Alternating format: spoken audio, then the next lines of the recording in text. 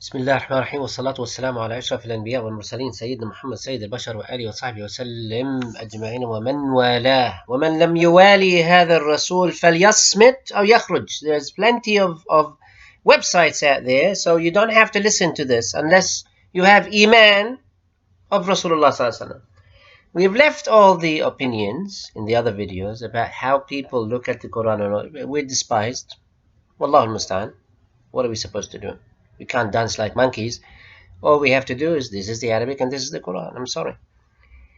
Now we're talking about اللغة العربية. We're still explaining the book Al-Quran يتحدى الناس. The Quran versus people. We're now in 110, page 110. اللغة العربية. اللغة العربية. People have been always wondering how the Arabic language happened. English came from Latin. Greek moved upwards. Latin moved upwards, became German, which is called English, and then Hoch English, which is basically higher English. German is higher English, and then became English. Moved into England. In England also, the Normans, they came from Italy. The Italian Latin moved up from Italy moved into France, where it became Français, and then there was a small region where the king has basically imposed the French language on the others, so it became an international language. Spanish, however, also came from the Latin. These are all Latin languages, romantic languages, as they say. They all distorted. تبلبلت الألسن, as we say in Arabic. The tongues have already moved on.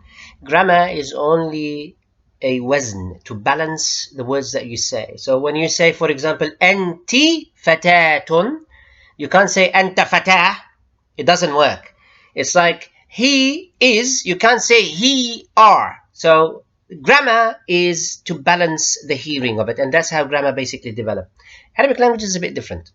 So people attack the Arabic language. You'll have to attack the Arabic language. Why do you have to attack the Arabic language? Because you're attacking the Quran. So if you want to attack the Quran, you have to attack the Arabic language. So people came in the tons and a half attacking the Arabic language. There's nothing to attack in this world but Arabic, so they all attack the Arabic. So the Arabic language, people asked, or mainly people do ask, three questions. And I put them here on page 111. What is the Arabic language? ما هي اللغة العربية? How old is the Arabic language? This is very important. This question you'll have to ask yourself every day. How old is the Arabic language? How old is the Arabic language? You'll have to ask that. And I've got proof that the Arabic language is the oldest language in the world. I've got proof. But of course, if you tell any intellect, they'll say, you're crazy. Okay, I'm crazy if you hubbillah. Where did the Arabic language come from? You'll have to understand, if there's roots, then there's an origin. Think about it. The Arabic language never changed. For the past 1,400 years, before that, 5,000 years ago, it was still the Arabic language. Anta remained Anta. And I've written this down. I'll come back to this later. So many questions have actually been recently spoken and talked and written about the Arabic language. Most of those Orientalists were from France and England, and they molded the history of the Arabs according to their own needs, because they were given orders. Divide Kuwait, to remove it from Iraq, divide Jordan, divide Palestine, divide the whole nation, man. You have to do it that way. So they started going, oh, you're Iraqi, you're Kuwaiti, you're Jordanian. What is a Jordanian? You're Iraqi. What's an Iraqi? Iraq. There's only 3 or 4 citizenships, or let's say countries in when it comes to the Arab psyche. Shami, Iraqi, Masri, Yemeni, Najdi, Hijazi. That's all. Or Omani. Oman was actually a real. Oman was a real place. Other than that, everybody is Ajam. All of those from Iran is Ajam, and ma wara'i al-nahrain. All of those who come from beyond the river, or Ajam, or Turkmenistani, or whatever, like Salajiqa. If you're a Muslim, you're a Muslim. That's your citizenship. That's it. We're all brothers in Islam. End of story. So, personally, I came across that I found that who are pro-Quran supporters of the Arabic language were very lagging in certain ways in defending the Arabic language, because they themselves do not know. They're afraid. Every time you hear someone defending the Quran, he's a terrorist. They're all terrorists. What are we supposed to do? Wallahu al-musta'an. So if you want to study the Arabic language, you're not going to find many resources over there because the Arabic language has not been given a fair go. There's plenty of reasons. I put 5 over here, which is the Quran had so many enemies. And people were basically, if you defend the Quran, you're a terrorist. So people attacked the Quran and started putting some words in there. Oh, this was not Arabic. It was written after. It was written before. Just like John Wansbrough took this idea from Taha Hussein, that the الشعر الجاهلي منحول. Are you crazy? No way. وتصدى له, and who basically defended this was Mustafa Sadiq al-Rafi'i رضي الله عنه. History of languages, linguists in Europe were always concentrating on the linguist or languages of Europe.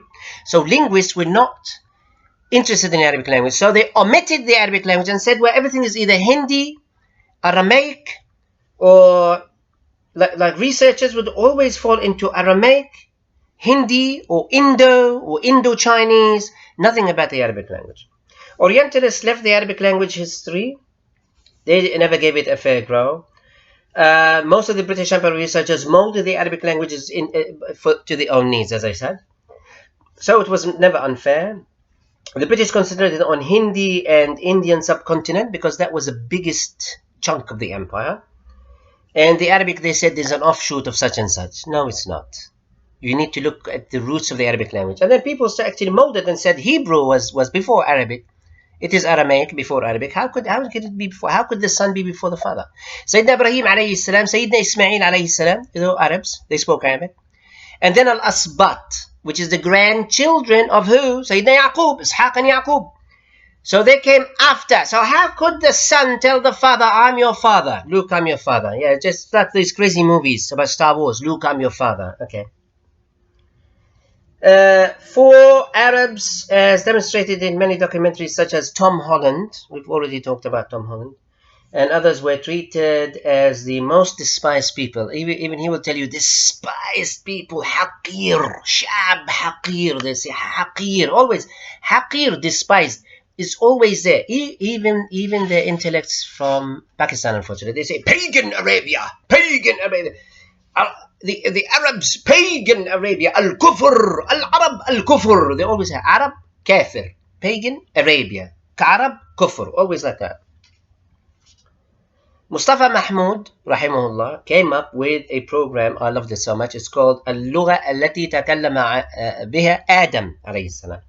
The language that Adam basically had talked about. And he spoke his mind. And he said, unfortunately, they never looked at the Arab as or the Arabic language as a source. They always omitted, even in the documentaries, you will never find Arabic written there. You'll always find Aramaic or Assyrian or something like that.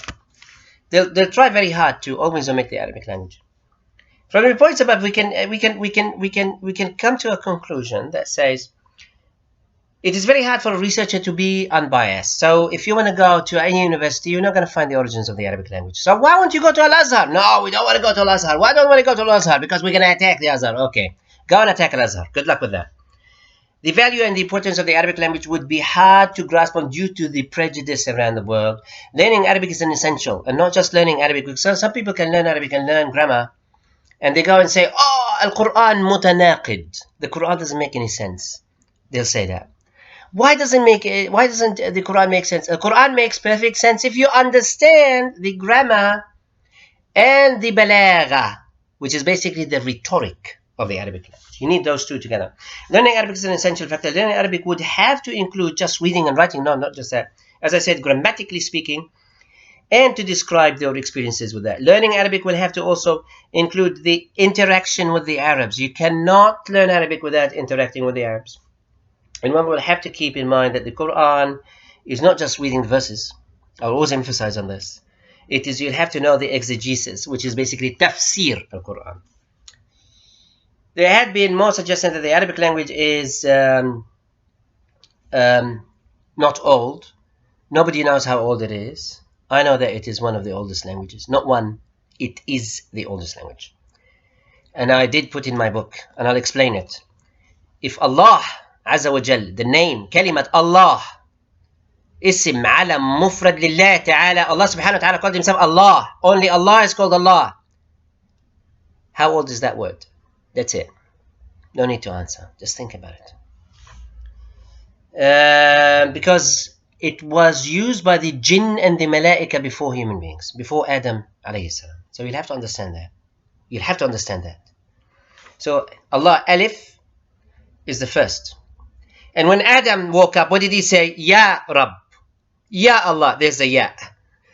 Alif illa Ya. From A to Z of the Arabic. That's the oldest language.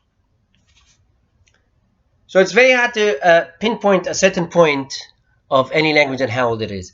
So they came up with a conclusion and said, okay, we're not going to say how old any language is. We'll just leave it blank. So the UN also did say this. Although in Israel, I think Netanyahu or whatever, they tried to go to the UN to get them to put it in an official manner that Hebrew is the oldest language. And then they all went in dispute, and then they said, no, sorry, we can't do that. You can't have Hebrew as the oldest language in the world. Chinese is older than Hebrew. Chinese is older than and people always pick on the Arabic diacritics. What's a diacritic? The diacritic is tanqit. And page 113, as I always emphasize, if you just see it, I have 3 Bismillah ar-Rahman ar-Rahim. One is written during the Arab. The Arabs knew how to write an N, and how to write a Ta, and how to write a Ba. And you didn't need to, the Arab would just look at it, see it, spell it. Easy. But then when a lot of people came into Islam, it became a problem.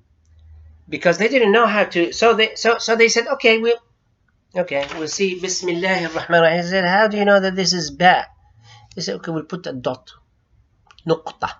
See? So we'll put a dot. We'll read it for you. Bismillah ar-Rahman ar-Rahim. Seen will have this kind of, Sheen will have 3 dots. This is for people to learn. And nothing changed. And it continued on.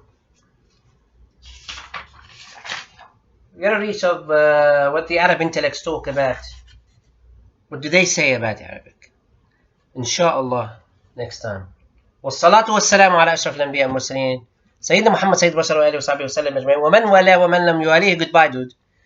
والصلاة والسلام على أشرف الأنبياء والمرسلين والصلاة والسلام على أشرف الأنبياء والمرسلين والصلاة والسلام على أشرف الأنبياء والمرسلين والحمد لله رب العالمين حمدا يوافي نعمك ويكافئ من سلطانك يا أرحم الراحمين. السلام عليكم.